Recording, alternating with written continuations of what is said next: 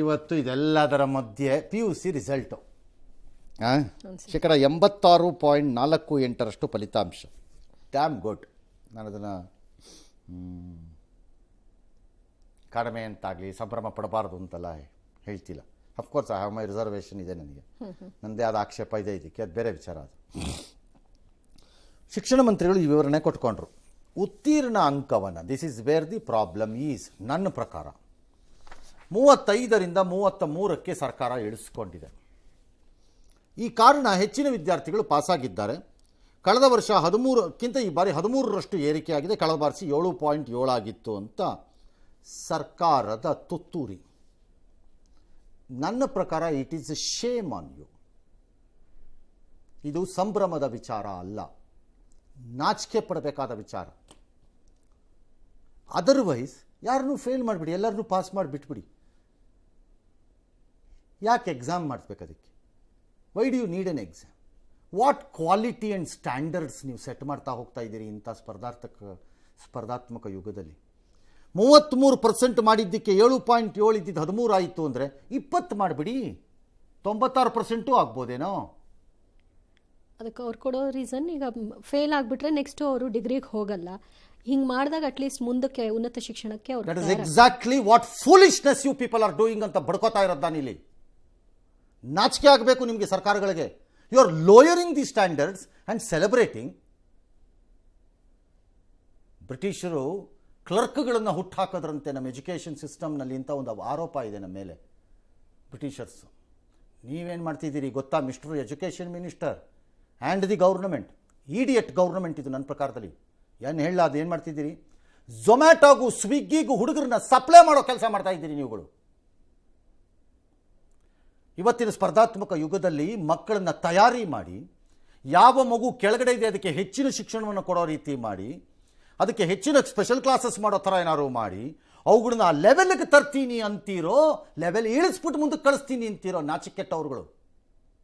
This is very sad day. ಅದನ್ನು defend ಮಾಡ್ಕೋತಿರೋರು they put their head in shame. ನಾನು ಆ ಮಕ್ಕಳನ್ನ ಬೈತಾ ಇಲ್ಲ, ಸಿಸ್ಟಮ್ ಮಾಡ್ತಿರೋ ನಿಮಗೆ ಹೇಳ್ತಿರೋದು. ಇದನ್ನು ಭಾಳ ದೊಡ್ಡ ಅನ್ಯಾಯ ಮಾಡ್ತಾ ಇದ್ದೀರಿ. ನಾಳಿನ ಭವಿಷ್ಯ ಈ ಮಕ್ಕಳದ್ದನ್ನು ಡೆಸ್ಟ್ರಾಯ್ ಮಾಡ್ತಾ ಇದ್ದೀರಿ. ನಾನು ಇವತ್ತು ಹೇಳಿದ್ದೀನಿ, ನನ್ನ ಬಾಯಲ್ಲಿ ಬಂದಂಗೆ ನಡೀದೇ ಇರಲಿದ್ದೆ, ಭಗವಂತ ಅಂತ ಕೇಳ್ಕೊತೀನಿ. ಅವರು ಕ್ಲರ್ಕ್ ಮಾಡಿದ್ರು, ನೀವು ಝೊಮ್ಯಾಟೋಗೂ ಸ್ವಿಗ್ಗಿಗೂ ಹುಡುಗರನ್ನ ಸಪ್ಲೈ ಮಾಡೋ ಎಜುಕೇಷನ್ ತರ್ತಾ ಇದ್ದೀರಿ ಅಂತ ಹೇಳ್ತೀನಿ. ಅವನು 33%, 32%, 30% ತೊಗೊಂಡು ನಾನು ಪಾಸಾದೆ ಅನ್ನೋಂತಹ ಫಾಲ್ಸ್ ಇಂಪ್ರೆಷನ್ನಲ್ಲಿ ತನ್ನ ಜೀವನನ ಕಟ್ಕೊಳ್ಳೋಕೆ ಹೋಗ್ತಾನೆ. ತಕ್ಕಂತೆ ಕೆಲಸ ಸಿಕ್ಕಲ್ಲ, ಎಲ್ಲಿ ಹೋಗ್ತಾನೆ? ಅಲ್ಲಿ ಹೋಗ್ತಾನೆ, ಅಥವಾ ಇನ್ನೆಲ್ಲೋ ಹೋಗ್ತಾನೆ. ಪಾಪ ಅವನು ತಪ್ಪು ಅಂತ ಹೇಳಲ್ಲ ನಾನು. What are we doing? Is this the way to go on lowering the standards? Still, all right, pass ಆಗಿರೋ ಎಲ್ಲ ಮಕ್ಕಳಿಗೂ ಕಂಗ್ರ್ಯಾಚುಲೇಷನ್ಸ್, ಒಳ್ಳೆಯದಾಗಲಿ. 6 ಲಕ್ಷದ ಮಕ್ಕಳು ಬರೆದಿದ್ವಂತೆ, ಅದರಲ್ಲಿ 83% ಮಕ್ಕಳೇನೋ ಈಗ ಪಾಸಾಗಿವೆ, 86% ಮಕ್ಕಳು ಪಾಸಾಗಿವೆ. That's a fair thing, that's okay. Pass ಆಗಿರೋ ಫೇರ್. ಯಾದಗಿರಿ ಕೊನೆ ಸ್ಥಾನ, ಉಡುಪಿ ಪ್ರಥಮ ಸ್ಥಾನ ಅಂತೆ. ಅದೇನೋ ಲಿಸ್ಟಲ್ಲಿ ಗುಲ್ಬರ್ಗ 3ನೇ ಸ್ಥಾನ ಅಂತ ಕೊಟ್ಬಿಟ್ಟಿದ್ರಂತೆ, ಆಮೇಲೆ ಗೊತ್ತಾಯ್ತಂತೆ ತಪ್ಪಾಗಿದೆ, ಅದು ಕೆಳಗಡೆಯಿಂದ ಅದೆಷ್ಟೋ 5ನೇ ಸ್ಥಾನಕ್ಕೆ ಅವ್ರು ಬಂದಿದ್ದಾರೆ ಅಂತ ಏನೋ ಹೇಳಿದ್ರಂತೆ. It's all right, it's okay. ಏನೀಗ ಕೆಳಗಡೆಯಿಂದ 5ನೇ ಸ್ಥಾನಕ್ಕೆ ಗುಲ್ಬರ್ಗ ಬಂದುಬಿಟ್ಟಿದ್ರೆ ಅದೇನು ಬಕ್ರಾಗಳದ ರಾಜ್ಯ ಅಂದ ಡಿಸ್ಟ್ರಿಕ್ಟ್ ಅಂತ ಹಂಗಾರೆ? ಏನು ಬರೀ ಪೆದ್ರೆಲ್ಲ ಅಲ್ಲೇ ಇದ್ದಾರೆ ಅಂತ ಅರ್ಥನ ಹಂಗಾರೆ ಯಾದಗಿರಿನಲ್ಲಿ? It's not. ಯಾದಗಿರಿನಲ್ಲಿ ಶೇಕಡ 72.21% ಬಂದಿದೆ. 72% ನಿಮ್ಮ ಪ್ರಕಾರದಲ್ಲಿ ಕಡಿಮೆನಾ? ಇಂಡಿವಿಜುವಲಿ ಮಕ್ಕಳಿಗೆ ಮಾರ್ಕ್ಸ್ ಬರ್ಬೇಕಾದ್ರೆ 70% ಬಂದರೆ, ಮಗನಿಗೆ ಫಸ್ಟ್ ಕ್ಲಾಸಿಂದ 70% ಸರ್, ಅದಕ್ಕೊಂದು ಡಿಸ್ಟ್ರಿಕ್ಟಿಗೆ 70% ಬಂದಾಗ ಅದನ್ನು ಸೆಲೆಬ್ರೇಟ್ ಮಾಡಲ್ಲ. Let celebrate Yadgiri is a success. ಯಾವನೋ ಒಬ್ಬ ನಂಬರ್ 30ಗೋ 25ಗೋ ಬರಲೇಬೇಕಲ್ಲಪ್ಪ, ಯಾವನೋ ಒಬ್ಬ ಬರಬೇಕು. 98 ಬಂದ್ರೂ 98 ಬಂದವನಾದರೂ 30ಗೆ ಬರಬೇಕಲ್ಲ, 30ಗೋ 25ಗೋ ಲಿಸ್ಟಲ್ಲಿ ಇರಬೇಕು. It's not a shame. ನನ್ನ ಪ್ರಕಾರ you have done a good job ಅಂದ್ಕೊಳ್ಳಿ ಯಾದಗಿರಿನವರು. You have done a good job, let's improve it ಅಂದ್ಕೊಳ್ಳಿ. ಬೇಕಾದ್ರೆ ನೀವು ಇಂಪ್ರೂವ್ ಮಾಡಿದಾಗ ಇನ್ಯಾವುದೋ ಜಿಲ್ಲೆ ಬರಬೇಕಲ್ಲಪ್ಪ. ಹಂಗಾಗಿ ತಲೆ ಕೆಡ್ಸ್ಕೊಳಕ್ಕೆ ಹೋಗ್ಬೇಡಿ ಪಟ್ಟಿಗಳ ಬಗ್ಗೆ ನೀವು. ಆಲ್ ರೈಟ್, ಈ ಬಾರಿ ಪರೀಕ್ಷೆ ಬರೋರಿಗೆ CET ಅಲ್ಲ. ಈಗ ಒಂದು 2-3 ಮಕ್ಕಳು ನಮ್ಮ ಜೊತೆ ಸಿಕ್ಕವಂಗೆ ಕಾಣಿಸ್ತಿವೆ. ಅದಿತಿ 600ಕ್ಕೆ 600 ಅಂತೆ, ಜೈನ್ ಕಾಲೇಜ್ ಮೈಸೂರು. ವಾಣಿಜ್ಯದಲ್ಲಿ ದಿಶಾ 600ಕ್ಕೆ 600, ಆಳ್ವಾಸ್ ಕಾಲೇಜು ಮೂಡುಬಿದ್ರೆ. ಇನ್ನು ವಿಜ್ಞಾನ ವಿಭಾಗದಲ್ಲಿ ಪ್ರಿನ್ಸಿಲಾ ಕಾರ್ಡೋಜಾ 600ಗೆ 599. ಮಂಗಳೂರು ಯಾವುದೋ learning center college. Samanyu Shetty 598, expert college Mangaluru. ಕಲಾ ವಿಭಾಗದಲ್ಲಿ ಸಂಗೀತ 598 ತೊಗೊಂಡಿದ್ದಾರೆ ಮೇಡಮು 600ಕ್ಕೆ. ವಿಜಯನಗರದವರು ಅರ್ಚನಾ ಕೂಡ 598, ವಿಜಯನಗರ ಅಂದರೆ ಬೆಂಗಳೂರು ವಿಜಯನಗರ ಅಲ್ಲ, ವಿಜಯನಗರ ಜಿಲ್ಲೆ, ವಿಜಯನಗರ ಅದು ತೊಗೊಂಡಿದ್ದಾರೆ. ಆಲ್ ರೈಟ್, ಎಲ್ಲರಿಗೂ congratulations, well done, beautiful, wonderful, super. Next. Your future is our focus. At GSSS First Grade College, Mysuru, you will code your way to success with BCA and multiply your achievements with BCom and BBA. Admissions open. Apply now.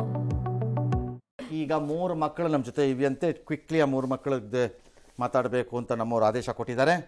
ಆ ಪ್ರಕಾರ ಹೋಗೋಣ. ಅದಿತಿ ಬಾಪು, ವಾಣಿಜ್ಯ ವಿಭಾಗದಲ್ಲಿ Jain college Bengaluru. ಯಾರಪ್ಪ ಇದರಲ್ಲಿ ಅದಿತಿ? ಕೈಯತ್ತೆ. ಓ ಕೈಯತ್ತೆ. Very good. ವೆರಿ ಗುಡ್ ಮಾ, ಕಂಗ್ರ್ಯಾಟ್ಸ್. ಸಂಗೀತ ಕಲಾ ವಿಭಾಗದಲ್ಲಿ Hindu college Kottur. Madam Sangeetha, hello, ನಮಸ್ಕಾರ. ನಮಸ್ಕಾರ ಸರ್. ಇನ್ನು ಸಮನ್ಯು ಶೆಟ್ಟಿ ವಿಜ್ಞಾನ ವಿಭಾಗದಲ್ಲಿ ಸಾಹೇಬ್ರು 598 ತಗೊಂಡಿದ್ದಾರೆ ಸಾಹೇಬ್ರು. ಅವರು expert college Mangaluru. Hello Samanyu, how are you? ಹೇಗಿದ್ದೀರಿ? ಗುಡ್ ಈವ್ನಿಂಗ್ ಸರ್, ಚೆನ್ನಾಗಿದ್ದೇನೆ. So nice, all right. So 3 ಜನ ಹ್ಯಾಪಿ ಡೇ, ಕಂಗ್ರ್ಯಾಚುಲೇಷನ್ಸ್, ಒಳ್ಳೆಯದಾಗಲಿ. ಅಮ್ಮ, ಮೇಡಮ್, ಅದಿತಿ 600 ತಗೊಂಡಿದೀಯಲ್ಲ, ಏನಾದ್ರು ಬಾಕಿ ಬಿಡಕ್ಕಾಗಲಿಲ್ಲ ನಿನಗೊಂದು ಅರ್ಧ ಮಾರ್ಕ್ ಆದ್ರೂ? ಇಲ್ಲ ಸರ್, ಹಾಗೇನಿಲ್ಲ. ಹಾಂ, ಮತ್ತೆ 600 ಚೆಚ್ಚಾಕ್ಬಿಟ್ಟಿದೀಯಾ ಹಿಡ್ಕೊಂಡು ಕಾಮರ್ಸಲ್ಲಿ? ಹೌದು ಸರ್, ಅದೇ ನಮ್ಮ ಹೌದು, ಕಾಲೇಜ್ ಅವರೆಲ್ಲ ತುಂಬ ಹೆಲ್ಪ್ ಮಾಡಿದ್ರು, ಫ್ಯಾಮಿಲಿಯವರು ಕೂಡ. ಸೊ ಅದರಿಂದ ಸಾಧ್ಯ ಆಯಿತು. ಅವರೇ ಬಂದು ಎಕ್ಸಾಮ್ ಬರೆದ್ರಾ? ಇಲ್ಲ ಸರ್, ನನಗೆ ಬರೆಯಕ್ಕೆ ಮೋಟಿವೇಟ್ ಮಾಡಿದ್ರು. ಯಾವಾಗಲೂ ಕ್ರೆಡಿಟನ್ನ ಹೌದು. ನೋ ಅದಿತಿ, ಇದನ್ನ ನೆನ್ಪಿಟ್ಕೋ, ಜೀವನದಲ್ಲಿ ಕ್ರೆಡಿಟನ್ನ ಯಾವಾಗಲೂ ನಮ್ಗೆ ಸಹಾಯ ಮಾಡಿದವ್ರಿಗೆ ಕೊಡಬೇಕು, ಕೊಡಬಾರ್ದು ಅಂತ ನಾನು ಹೇಳಲ್ಲ. ಅದು ಭಾಳ ನಮ್ರತೆ ಮತ್ತು ಸೌಜನ್ಯ ಕೂಡ ಸರಿ ಕೂಡ. ಆದರೆ ನನ್ನ ಪಾತ್ರ ಇದರಲ್ಲಿ ಏನೂ ಇಲ್ಲವೇನೋ ಅನ್ನುವ ರೀತಿ ನಾವು ವರ್ತನೆ ಮಾಡಬಾರ್ದು. ನನ್ನ ಪಾತ್ರ ಇದೆ ಇದರಲ್ಲಿ ಅನ್ನೋ ಹೆಮ್ಮೆಯೂ ಇರಬೇಕು, ಅಹಂಕಾರ ಇರಬಾರ್ದು ಅಷ್ಟೇ. ಹೌದು ಸರ್. ಅರ್ಥ ಆಯ್ತಾ ನಿನ್ಗೀಗ? ಓಕೆ. ಏನಕ್ಕೆ ತಗೊಂಡಿದ್ದೆ ಕಾಮರ್ಸ್? ಅರ್ಥ ಆಯ್ತು. ಕಾಮರ್ಸ್ ಯಾಕೆ ತಗೊಂಡೆ? ನನಗೆ ಸ್ಟಾರ್ಟಿಂಗಿಂದಾನೇ ಲೆಕ್ಕ, ಅಕೌಂಟ್ಸ್ ಬಗ್ಗೆ ಎಲ್ಲ ತುಂಬ ಆಸಕ್ತಿ ಇತ್ತು. ಮತ್ತೆ CA ಆಗ್ಬೇಕಂತ ಕೂಡ ಡ್ರೀಮ್ ಇತ್ತು. ಅದರಿಂದ ಕಾಮರ್ಸ್ ಬೆಸ್ಟ್ ಆಪ್ಷನ್ ಅಂತ ಹೇಳಿ ನೀನು ತಗೊಂಡ್ರೋ ಮಾರ್ಕ್ಸ್ ನಿಂದಾಗಿ ನಾನು ಇದನ್ನ ಹೇಳ್ತಾ ಇದ್ದೀನಿ. CAನೇ ಆಗಬೇಕು ಅಂತಲ್ಲ, ಆಗಬಾರ್ದು ಅಂತನೂ ನಿನಗೆ ಹೇಳ್ತಾ ಇಲ್ಲ. But look into the larger side of commerce ಅಲ್ಲಿ, something on banking, finance, Indian School of Business, IIMಗಳು, ಈ ಥರದ್ದನ್ನು ಒಂಚೂರು ಲಾರ್ಜರ್, ದೊಡ್ಡ ದೃಷ್ಟಿಕೋನದಲ್ಲಿ ನೋಡು. ನಾನು CA ಆಗಬೇಡ ಅಂತ ಹೇಳಿಲ್ಲ, ಐ ಆಮ್ ನಾಟ್ ಸೇಯಿಂಗ್, ನನಗೆ ಹೇಳ್ತಿಲ್ಲ ಆಗಬೇಡ ಅಂತ. ಯಾಕಂದರೆ ಪ್ರಪಂಚ ಬಹಳ ದೊಡ್ಡದಾಗಿ ಬೆಳೆದು ಬಿಟ್ಟಿದೆ. ನೀನು ತೆಗೆದುಕೊಂಡಿರೋಂತಹ ವಿಭಾಗಕ್ಕೆ ತುಂಬ ಒಳ್ಳೆ ಸ್ಕೋಪು ಇದೆ, ಏನು ಸಮಸ್ಯೆ ಇಲ್ಲ. ಅಪ್ಪ ಏನು ಮಾಡ್ತಾರೆ? ಅಪ್ಪ ಅವರು ಕೂಡ ಕಾಮರ್ಸೇ ತಗೊಂಡಿದ್ರು. ಸೊ ಅವರೇ ಮೇನ್ ಮೋಟಿವೇಟ್ ಮಾಡಿದ್ದು. ಅಲ್ಲ, ಅವ್ರು ಏನು ಮಾಡ್ತಾರೆ? ಅವ್ರು ಏನು ಕೆಲಸ ಮಾಡ್ತಾರೆ? ಅವರು ಬ್ಯಾಂಕ್ ಮ್ಯಾನೇಜರ್ ಆಗಿದ್ರು ಸರ್. ಆಗಿದ್ದಾರೆ. ಯಾವ್ದು ಸರಿ? ಇಲ್ಲ, ಆಗಿದ್ರೂನೆ. ಹೌದಾ? ಈಗಿಲ್ವಾ? ರಿಟೈರ್ಡಾ? ಇಲ್ಲ, ಅವರಿಲ್ಲ. Oh, it's all right. What a wonderful gift you have given to your father ಅಲ್ವಾ? ಹೌದು. ಎಕ್ಸಾಕ್ಟ್ಲಿ. ಅಮ್ಮ? ಹೌದು ಸರ್. ಅಮ್ಮ ಅಮ್ಮ MBA ಮಾಡ್ಕೊಂಡಿದ್ದಾರೆ, ಹೌಸ್ ವೈಫ್ ಇವಾಗ. ಎಲ್ಲ ಅದೇನೆ ಫ್ಯಾಮಿಲಿ. ಎಷ್ಟು ಜನ ನೀವು ಹಂಗಾರೆ? ಹೌದು ಸರ್. ಇಲ್ಲ, ನಾನೊಬ್ಳೆ ಮಗು. ಹೌದಾ? ತಕ್ಕಳಪ್ಪ ಆಯ್ತಲ್ಲ, ಪ್ರಾಬ್ಲಮ್ ಸಾಲ್ವ್. ಆಯ್ತುಪ್ಪ, ನಿನಗೆ God bless you, do well. Thank you very much. ಆದ್ರೆ ಸಣ್ಣ ಪುಟ್ಟ ಕನಸು ಕಾಣಬೇಡ, ದೊಡ್ಡ ಕನಸು ಕಾಣು, ಸಣ್ಣದನ್ನ ಕಾಣಬೇಡ. ಸಣ್ಣ ಕನಸು ಕಾಣಬೇಡ. ನಾನು ಇದು ತಗೊಂಡ್ಬಿಡ್ತೀನಿ, ಇದು ಮಾಡ್ಕೊಂಡ್ಬಿಡ್ತೀನಿ, ನನಗೆ ಇದು ಸಾಕು, ಬೇಡ, ಕಾಣಬೇಡ. ದೊಡ್ಡ ಕನಸು ಕಾಣು. ಗೊತ್ತಾಯ್ತಾ? ಡ್ರೀಮ್ ಬಿಗ್ ಅಂತ. ಹಂಗೆ ಇರು ಲೈನ್. ಆಯ್ತು. ಈಗ ಸಂಗೀತ ಕಲಾ ವಿಭಾಗ, ಹಿಂದೂ ಕಾಲೇಜ್, ಕೊಟ್ಟೂರು. ನಮಸ್ಕಾರ ಮೇಡಮ್, ಚೆನ್ನಾಗಿದ್ದೀರಾ? ನಮಸ್ಕಾರ ಸರ್, ನೀನು ಒಬ್ಳ ಹತ್ರನೇ ಇಷ್ಟು ನಯಾ ವಿನಯದಿಂದ ನಾನು ಮಾತಾಡ್ತಿರೋದು. ನಿಂಗೆ ಗೊತ್ತಿದೆ ನಾನು ನ್ಯೂಸಲ್ಲಿ ಹೆಂಗಿರ್ತೀನಿ ಅಂತ. ನೀನು ಒಬ್ಳ ಹತ್ರನೇ ಸಿಕ್ಕಾಬಿಟ್ಟೆ ನಯಾ ವಿನಯ ಗೊತ್ತು ಮತ್ತೆ ತುಂಬ ತಾಳ್ಮೆಯಿಂದ ಮಾತಾಡ್ತಿದ್ದೀನಿ. ಹಾಂ, ಆಲ್ ರೈಟ್. ನಿನ್ನ ಊರು ಯಾವುದು? ನಂದು Koppal district, Kuknur taluk, Mangaluru sir. Okay, ಹಂಗಾರೆ ಓದಕ್ಕೆ ಅಂತ ನೀನು ಇಲ್ಲಿಗೆ ಬಂದಿದ್ದ ಕೊಟ್ಟೂರಿಗೆ? ಎಸ್ ಸರ್, ಓದಕ್ಕಂತ ಬಂದಿದ್ದು. ಹಾಂ, ಅಪ್ಪಾಜಿ ಏನು ಮಾಡ್ತಾರೆ? ವ್ಯವಸಾಯ ಮಾಡ್ತಾರೆ ಸರ್. ಓ, ಎಲ್ಲಿ? ಮಂಗಳೂರಲ್ಲಿ ಸರ್. ಮಂಗಳೂರಾ? ಹಾಂ sir, Koppal district, Kuknur taluk, Mangaluru sir. ಅಲ್ಲೊಂದು ಮಂಗಳೂರ್ದಾ? ಓಕೆ. ಅಮ್ಮ ಮನೇನಾ? House wife? Anganwadi teacher sir. Anganwadi teacher sir. Super. ಈ ರಿಸಲ್ಟ್ ಬಂದ ತಕ್ಷಣ ನಿಮ್ಮಮ್ಮ ಏನಂದ್ರು ನಿನಗೆ? ಇಷ್ಟೊಂದು ಮಾರ್ಕ್ಸ್ ಯಾಕೆ ತಗೊಂಡೆ ಅಂದ್ರ? ತುಂಬ ಖುಷಿ ಆಯ್ತು ಸರ್. ಇಲ್ಲ ಸರ್, ಹಂಗೇನಿಲ್ಲ. ಮತ್ತೇನಂದ್ರು? ಖುಷಿ ಆಯ್ತು ಸರ್ ಅವರು. Very good. ಏನು ಮಾಡ್ತೀಯಾ ಮುಂದೆ? ಚೆನ್ನಾಗಿ ಪರ್ಸೆಂಟೇಜ್ ಮಾಡಿದ್ಯಾ ಅಂತ.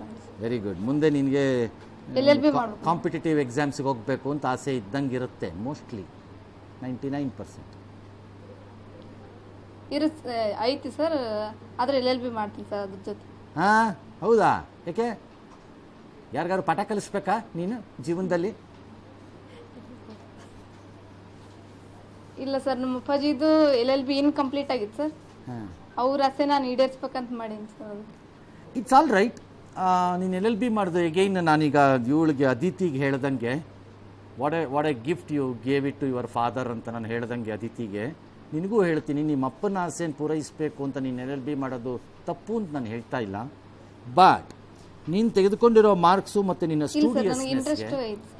ಸ್ಟೂಡಿಯಸ್ನೆಸ್ಗೆ ಮತ್ತು ನಿನ್ನ ಅಕಾಡೆಮಿಕ್ ಆಸಕ್ತಿ ನೋಡಿದ್ರೆ you should work towards competitive exams, including Aditi. ನೀನು ಅಷ್ಟೇ Aditi, work towards competitive exams. ಅದ್ರ ಕಡೆಗೂ ಕೆಲಸ ಮಾಡಿ. ಡಿಗ್ರಿ ಮಾಡ್ಕೊಳ್ಳಿ, ನಾನು ಬೇಡ ಅಂದಿಲ್ಲ. ನಿಮ್ಗೆ ಯಾವ ಡಿಗ್ರಿ ಬೇಕೋ ಅದು ಮಾಡ್ಕೊಳ್ಳಿ, ದಟ್ಸ್ ಎ ಡಿಫ್ರೆಂಟ್ ಇಶ್ಯೂ. ಆ ಕಡೆ ಗಮನ ಕೊಡಬೇಕು. ನೀನು ಅಪ್ಪಾಜಿಗೋಸ್ಕರ ನಾನು LLBನೇ ಮಾಡ್ತೀನಿ. ನೀನು ಮಾಡು LLBನ, ಮಾಡಬೇಡ ಅಂತ ಯಾರೂ ಹೇಳಿಲ್ಲ ಇಲ್ಲಿ. But let that LLB not the last bus stand or stop. ನಿನಗೆ ಜ್ಞಾಪಕ ಇಟ್ಕೋ, ಅದು ಕೊನೆ ಆಗಬಾರ್ದು. ಗೊತ್ತಾಯ್ತಾ? ಆಗ PUCಗೆ 598 ತೊಗೊಂಡಿದ್ದು 600 ತೊಗೊಂಡಿದ್ದೆಲ್ಲ ವೇಸ್ಟ್ ಆಗಿಬಿಡುತ್ತೆ. ಸಮನ್ಯು ಶೆಟ್ಟಿ, ಎಕ್ಸ್ಪರ್ಟ್ ಕಾಲೇಜ್, ಮಂಗಳೂರು. ವಿಜ್ಞಾನ ವಿಭಾಗದಲ್ಲಿ 598 ತೆಗೆದುಕೊಂಡಿದ್ದಾರೆ. Yes sir. ಅಲ್ಲ? ಹಾಂ. ಎಲ್ಲೋಯ್ತು 2 ಮಾರ್ಕು? ಯಾವ ಕಡೆ ಹೋಯ್ತದು? ಎಲ್ಲಿ ಹಾರೋಯ್ತು? ಇಂಗ್ಲೀಷಲ್ಲಿ 1 ಮಾರ್ಕ್ ಹೋಗಿದೆ, ಮತ್ತೆ ಕೆಮಿಸ್ಟ್ರಿಯಲ್ಲಿ 1 ಮಿಸ್ಟೇಕ್ ಆಗಿದೆ. ನಾನು ಕೆಮಿಸ್ಟ್ರಿಲಿ ಹೋಗಿದ್ದನ್ನು ಸಹಿಸ್ಕೊಳ್ಳೋದು ಕಷ್ಟ, ಬಟ್ ಇಂಗ್ಲೀಷಲ್ಲಿ ಹೋಗಿದ್ದು ಅಲ್ಲಿ ಬಿಟ್ಟಾಕತ್ಲ ಕಡೆಗೆ ಏನು ಹೋದ್ರೋಯ್ತು. ಏನು 598 ಬಂದಿದೆ ಅಂತ ಗೊತ್ತಾದ ತಕ್ಷಣ ರೂಮ್ ಒಳಗೆ ಹೋಗಿ ಹತ್ಬಿಟ್ಟಿಯಾ? ಅಯ್ಯೋ 2 ಮಾರ್ಕ್ ಹೊರಟೋಯ್ತಲ್ಲ ಅಂತ? ಇಲ್ಲಪ್ಪ, ಮತ್ತೇನಿಲ್ಲ. ಮತ್ತೇನು ಮಾಡಿದೆ? ಭಾಳ ಜನಕ್ಕೆ ಇದೊಂದಿದೆ. ನಾನು ಕೇಳಿದ್ದೀನಿ ಮಕ್ಕಳನ್ನ, ಎಷ್ಟು ಬಂತೋ ಅಂತಂದರೆ ಎಷ್ಟೋ 580 ಬಂತು ಅಂತನೋ 575 ಬಂತು ಅಂತನೋ ಎಷ್ಟೋ ಹೇಳ್ತಾನೆ. ಆಮೇಲೆ ವೆರಿ ಗುಡ್ ಅಂದು, ಇಲ್ಲ ಅಂಕ ನೀವು ಸುಮ್ಮನೆ ಇನ್ನೊಂದು 7 ಬರಬೇಕಾಗಿತ್ತಲ್ಲ ನನಗೆ ಅಂತ ಅದೇನೋ ಒಂದು ಲೆಕ್ಕ ಹಿಡ್ಕೊಂಬಿಟ್ಟಿರ್ತಾನೆ ಅವನು. ಅವ್ನಿಗೆ ಅದೆಷ್ಟೋ ಬರಬೇಕು ಅಂತ, ಆ ಪ್ರಕಾರದಲ್ಲಿ ಅವ್ನಿಗೆ ಬರಬೇಕು ಅವನು. ನಾನು ಅದಕ್ಕೆ ಭಾಳ ಜನಕ್ಕೆ ಇದನ್ನು ಹೇಳಿದ್ದೀನಿ, ಎಂಜಾಯ್ ವಾಟ್ ಯು ಹ್ಯಾವ್. ನಿನ್ನ ಹತ್ರ ಏನು ಬಂದಿದೆ ಅದನ್ನು ಎಂಜಾಯ್ ಮಾಡು, ಸಂತೋಷ ಪಡು, ಡೋಂಟ್ ಬಾದರ್. ಎಸ್, ಗೊತ್ತಾಯ್ತಾ? ಓಕೆ, ಸೊ ಈಗ ಏನು ಮಾಡ್ತೀರಿ ಸಾಹೇಬ್ರು? ಸೈನ್ಸ್ ಆಬ್ವಿಯಸ್ಲಿ, ಇಂಜಿನಿಯರಿಂಗೋ ಮೆಡಿಕಲ್ ಏನೋ ಒಂದು ಅಟೆಂಪ್ಟ್ ಮಾಡ್ತೀರಿ ಯಾವುದೋ ಒಂದನ್ನು. ಎಸ್, ನೀಟಿಗೆ ಪ್ರಿಪೇರ್ ಮಾಡ್ತಿದ್ದೀನಿ, ಸೊ ಡಾಕ್ಟರ್ ಆಗ್ತೇನೆ. Oh, you want to go MBBSಗಾ? Yes sir. ಅದೇನಪ್ಪ, ನೀನು MBBS ಮಾಡಿ MD ಮಾಡಿ ಅದರಲ್ಲಿ ಏನೋ ಒಂದು ಸ್ಪೆಷಲೈಸೇಷನ್ ಬಂದಿದೆಯಂತೆ, ಈಗ ಅದನ್ನು ಮಾಡಿ ಎಲ್ಲ ಮಾಡೋ ಅಷ್ಟರಲ್ಲಿ ನಿನಗೆ ಹೆಣ್ಮಕ್ಳೇ ಸಿಗದೇ ಇರೋ ಸ್ಟೇಜ್ ಬರುತ್ತೆ ಅಂತಾರೆ.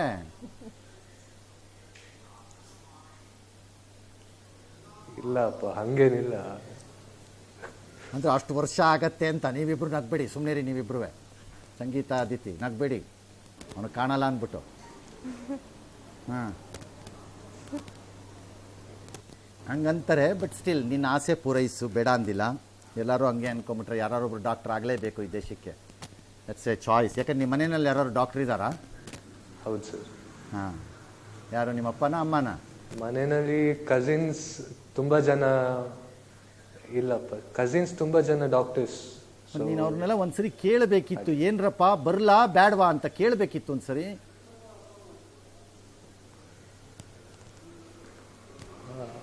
ಅವರು ಡಾಕ್ಟರ್ಸ್ ಆಗಿ ಎಂಜಾಯ್ ಮಾಡ್ತಿದ್ದಾರೆ ಲೈಫ್. ಸೊ ಏನ್ ಡಾಕ್ಟರ್ಸ್ ಆಗಿ ಎಂಜಾಯ್ ಮಾಡ್ತಿದ್ದಾರ? ನೀನೇ ಫಸ್ಟ್ ಕಣೆಯ ನನಗಿದನ್ನು ಹೇಳಿದ್ದು ಇತ್ತೀಚಿನ ದಿನದಲ್ಲಿ. ಅವ್ರ ಪ್ಯಾಷನ್, ಸೊ ಅವ್ರು ಡಿಸೈಡ್ ಮಾಡಿದ್ದಾರೆ. Everything runs on passion, whether it is Aditi or Sangeetha or Samanyu. ನೀವು ಮೂರು ಜನಕ್ಕೆ everything should run on passion. Everything run on what your heart is asking you to do. Do not listen to anything else. ಕೆಡಿಸ್ಕೋಬೇಡಿ. And do not stop dreaming. ನಿಲ್ಲಿಸಬೇಡಿ. And do not dream small. ಚಿಕ್ಕದಾಗಿ ಕನಸು ಕಾಣಬೇಡಿ. ನಾನು ಇಷ್ಟೇ ಹೇಳೋದು. Marks is nothing. ಫ್ಯೂಚರಲ್ಲಿ fighting is bigger. ಇದು exam, ಇದು ಭಾಳ ಸಣ್ಣ ಫೈಟ್ ಇದು ಲೈಫಲ್ಲಿ. ನೆಕ್ಸ್ಟ್ ಫೈಟ್ಗಳು ಇನ್ನೂ ದೊಡ್ಡ ದೊಡ್ಡ ಫೈಟ್ಗಳು, ಮಜಾ ಇರೋ ಫೈಟ್ಗಳಿರುತ್ತವೆ. ಅದನ್ನು ಫೇಸ್ ಮಾಡಿ. I think everything will be all right. ನಿಮ್ಮ ಮೂರು ಜನಕ್ಕೆ I am so thankful to you. ನನ್ನ ಜೊತೆ ಮಾತಾಡೋಕ್ಕೆ ಇವತ್ತು ಒಪ್ಕೊಂಡಿದ್ದಕ್ಕೆ ಥ್ಯಾಂಕ್ ಯು ನಿಮ್ಮ ಮೂರು ಜನಕ್ಕೂ. God bless all of you. ದೇವ್ರು ಒಳ್ಳೇದು ಮಾಡಲಿ ನಿಮಗೂ ನಿಮ್ಮ ಫ್ಯಾಮಿಲಿನವ್ರಿಗೂ. ಹೋಗಿ ಬರೋಣವೇ? ಎಲ್ಲರಿಗೂ ನಮಸ್ಕಾರ ಹೇಳಲೇ? Thank you sir. Thank you sir. Thank you sir. ಎಲ್ಲರಿಗೂ ನಮಸ್ಕಾರ. Thank you sir. All the best. God bless you. Thank bye. You sir. All right. Social ಮೀಡಿಯಾದಲ್ಲಿ ಬ್ಯಾನ್ ಪ್ರಕ್ರಿಯೆಗೆ ಅದೊಂದು ಸಿಗ್ನಲ್ ಕೊಟ್ಟಿದ್ದಾರಂತೆ, ಹೇಗಿರಬೇಕು ಎತ್ತ ಅಂತೆಲ್ಲ. ಬ್ಯಾನ್ ಮಾಡೋ ಬಗ್ಗೆ ಸರ್ಕಾರ ನಿರ್ಧಾರ ಮಾಡುತ್ತಂತೆ. ಒಂದು ಸಮಿತಿ ಮಾಡಿದ್ದಾರೆ. ಸಮಿತಿಗೆ ಒಂದಷ್ಟು SOPಗಳನ್ನು ಕೊಟ್ಟಿದ್ದಾರೆ. ಅದೇ ರೀತಿ ಒಂದೇ ಮಾತರಮ್ದು ಗೀತೆ ಚರಣಗಳನ್ನು ಹಾಡೋಕ್ಕೆ, ಯಾರನ್ನು ಹಾಡೋದಕ್ಕೆ ಆಗೋದಿಲ್ಲ ಅಂತೇಳಿ ಯಾರೋ PIL ಹಾಕ್ಕೊಂಡು ಹೋಗಿದ್ರು ಹೈಕೋರ್ಟ್ಗೆ. ಹೈಕೋರ್ಟ್ ಹೇಳಿದೆ ನಥಿಂಗ್ ಡೂಯಿಂಗ್, ಗೆಟ್ ಲಾಸ್ಟ್. ಯಾಕೆ ಅಂತಂದರೆ ಸುಪ್ರೀಂ ಕೋರ್ಟ್ ತೀರ್ಮಾನ ಮಾಡಿಬಿಟ್ಟಿದೆ, ಇದನ್ನು ನಾವು ಮಗದೊಮ್ಮೆ ಅದನ್ನು ತೊಗೊಳ್ಳಲ್ಲ ಅಂತ ಹೇಳಿ ಆ ಅರ್ಜಿಯನ್ನು ವಜಾ ಮಾಡಿದ್ದಾರೆ.